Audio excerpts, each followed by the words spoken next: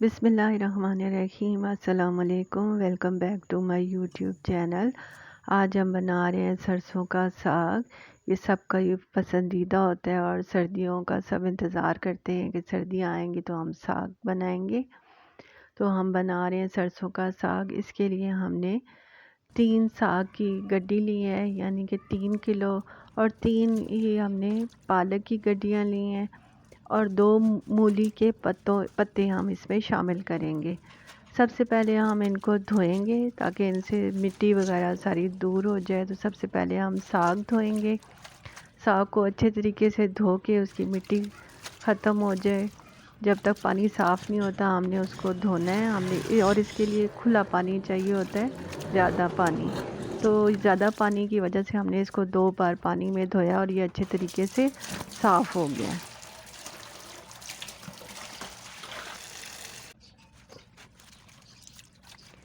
अब साफ़ पानी में दूसरी बार हम साग को धोएंगे, और साथ साथ हम इसकी सफाई भी साथ ही करते जाएंगे, क्योंकि ये खेतों से कट के आता है तो इसमें घास और जड़ी बूटी भी साथ में आ जाती है। तो हम धोते हुए जो हमें नज़र आएगा साग और उससे हट के कोई बूटी होगी तो उसको भी हम अलग करते जाएंगे, और इस तरह हमारा ये धुल जाएगा और साथ साथ इसकी सफाई भी हो जाएगी। इसी तरह हम पालक को भी धोएंगे। पालक को भी इसी तरह साफ़ करेंगे। अगर उसमें कोई घास और कोई और बूटी नज़र आई उसको हम अलग कर देंगे। कोई पत्ता पीला हुआ और या ख़राब पत्ता होता है गला हुआ हो उसको भी अलग कर देंगे, और इस तरह हम पालक को भी धो लेंगे।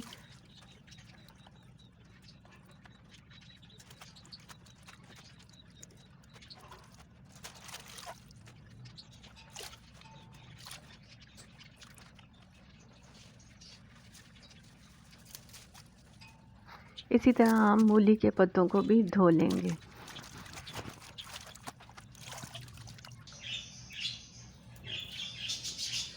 अब ये साग को हम इस तरह साफ़ करेंगे कि इसको गंदलों का साग कहते हैं, कि इसकी ये जो डंडी होती है इसी को पकाया जाता है। इसके ऊपर ये जो छिलका होता है इसको हम ऊपर से यूँ पकड़ेंगे तो आराम से उतर जाएगा। और इस तरह ये इसकी सारी साग की जितनी भी डंडियाँ हैं उनका हम ये इस तरह सारा छिलका उतार लेंगे और इसको साफ़ कर लेंगे। साग का छिलका उतारने के बाद हम इसकी अब कटिंग कर लेंगे। हम सारे साग को काट लेंगे और फिर इसको उबालने के लिए रखेंगे।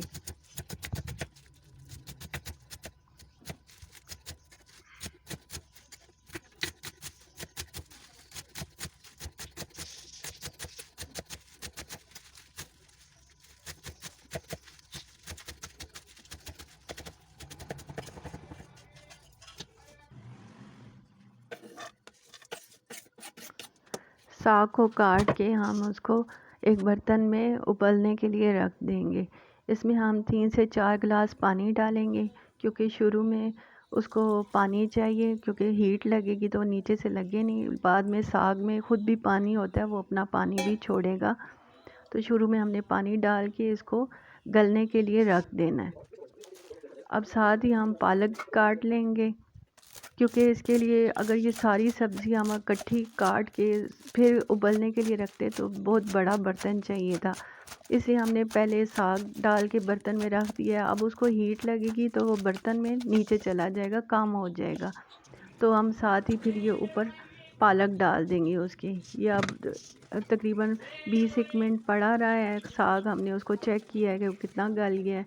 अब उसके साथ ही हमने पालक कटी हुई ऊपर डाल दिया है। ये हमने हाफ़ पालक डाली है, 3 गड्डी थी तो उसकी आधी हमने पालक इसमें शामिल की और आधी पालक हमने फ्रीज़ कर ली। हमने सारी पालक इसमें शामिल नहीं की।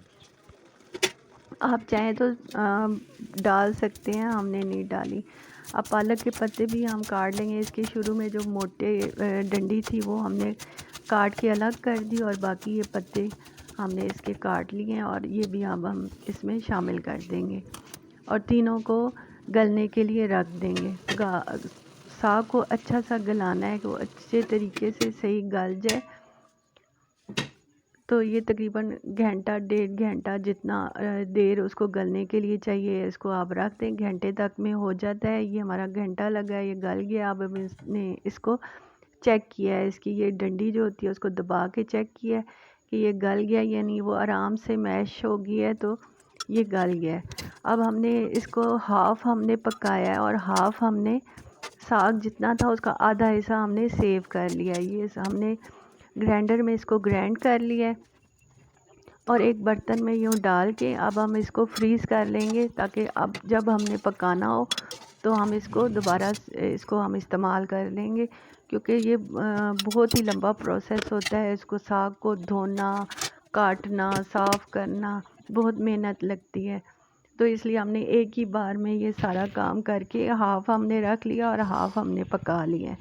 अब इसका मसाला बनाने के लिए हमने एक प्याज लिया और 10 से 12 जवे लहसुन के लिए। प्याज को हमने काट लिया और लहसुन को हमने अलग से रख दिया। 3/4 कप हमने कुकिंग ऑयल लिए।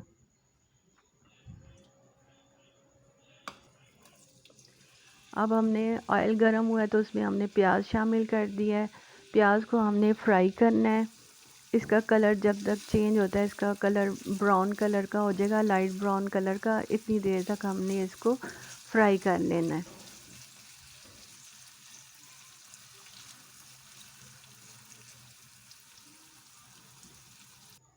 प्याज फ्राई हो रहा है तो उसमें डालने के लिए ये हमने दही 1 कप लिया है। उसमें हमने जो मसाला बाद में डालना है उसको अब हम तैयार करेंगे। 1 कप दही को हम अच्छे तरीके से बीट कर लेंगे। इसमें जो जो लम्स हैं वो ख़त्म हो जाएं और एक स्मूथ सी पेस्ट सी बन जाए। अब इसमें 1 टीस्पून नमक, 1 टीस्पून कुटी हुई लाल मिर्च, हाफ़ टी स्पून हल्दी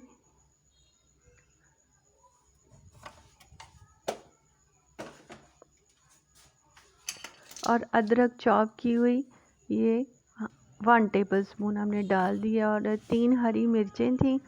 ये रेड कलर की भी मिर्च जो थी वो बड़े बड़े रेड हो जाती है, वो भी ग्रीन चिली थी, वो हमने काट के डाल दिए हैं। 1 टीस्पून धनिया पाउडर और 1 टीस्पून साबित ज़ीरा हमने इसमें डाल के अच्छे तरीके से शामिल कर लिया है। अब प्याज ब्राउन लाइट ब्राउन कलर के हुए हैं तो इसमें हमने ये दही और मसाले जो मिक्स किए हुए थे वो हमने इसमें डाल दिए।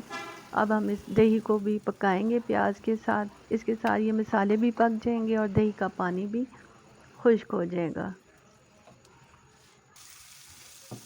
ये अब दही का पानी भी खुश्क हो गया है। इसको हमने फ्राई कर लिया है 2-3 मिनट के लिए। तो अब ये साग जो हमने लिया था इसको हमने जग में ब्लेंड कर लिया है कि इसकी अच्छी सी एक पेस्ट बन जाए। बहुत बारीक पेस्ट भी नहीं करनी है, बस हल्का सा 30 सेकंड के लिए हमने या 1 मिनट तक हमने जग को चलाया और ये हमने जितना हमें पकाना था ये 2 जग हमने ब्लेंड करके इसमें डाले हैं। अब हमने इसको ढक्कन नहीं लगाना, साग हमारा पका हुआ है, इसका हमने पानी खुश्क करना है कि इसमें कोई पानी ना रह जाए। ये अब पानी सूख गया है इसका, अच्छी सी ये बन गया, तो हमने इसकी आग बंद कर दिया, उसको साइड पे रखा है। अब हम इसका तड़का तैयार करेंगे। हाफ़ कप हमने कुकिंग ऑयल लिया है और जो लहसुन शुरू में आपको दिखाया थे 10 से 12 जवे लहसुन के जो थे उनको हमने बारीक चॉप कर लिया है। लहसुन भी अब हम इसमें शामिल कर देंगे और इसको हमने लाइट ब्राउन कलर तक फ्राई करना है।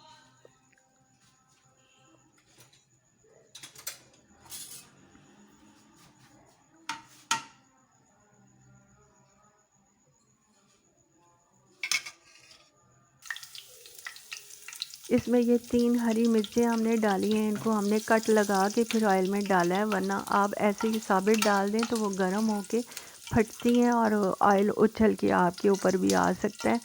तो हमने इसको बस कट लगा के और चंद सेकंड के लिए डाला है और फिर ये हमने सर्विंग के लिए जो साग अलग से निकाला था, ये तड़का ब्राउन कलर के जो लहसुन हो गया तो हमने ये इसके ऊपर डाला है और बाकी तड़का हमने जो फ्राई पैन में हमारा साग पड़ा हुआ था हमने उसके ऊपर डाल दिया। तो ये हमारा मज़ेदार लजीज सर्दियों की सौगात सबका पसंदीदा साग तैयार हो गया है।